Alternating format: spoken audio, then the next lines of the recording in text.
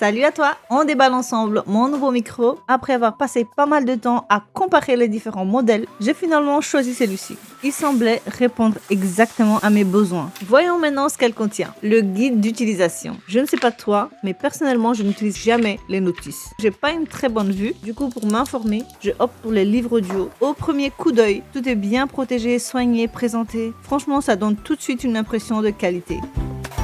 On a le pop pour filtrer le son dur comme le P, le T ou encore le B.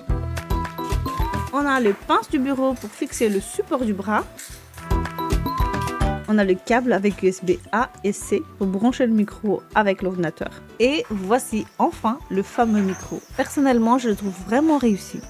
J'aime beaucoup le design, je trouve qu'il fait professionnel. À l'intérieur, il y a le capsule qui capte le son quand on parle. Derrière, il y a le port USB-C qui permet de connecter avec l'ordinateur via le câble. En dessous, on a le régulateur de gain où on peut augmenter ou diminuer le niveau du son capté par le micro. Au-dessus, on a le bouton mute. À peine petite pression pour couper le micro et éteindre les voyants lumineux. Comme ça, on sait immédiatement si le son est enregistré ou pas. En tout cas, j'ai hâte de le tester. Il va m'accompagner dans toutes mes prochaines vidéos. Pour terminer, le bras articulé. C'était le premier critère que je cherchais. Je voulais absolument pouvoir taper sur le clavier et le voir toujours visible entièrement. Grâce à son bras articulé, je peux facilement rapprocher le micro lorsque j'enregistre, le repousser sur le côté quand je termine. Ainsi, mon espace de travail reste dégagé. J'avais un micro Rode. C'était un gros bloc parce que le micro, il fallait mettre sur un support. De base, ce micro est fait pour enregistrer directement via la caméra, donc il reste sur la caméra.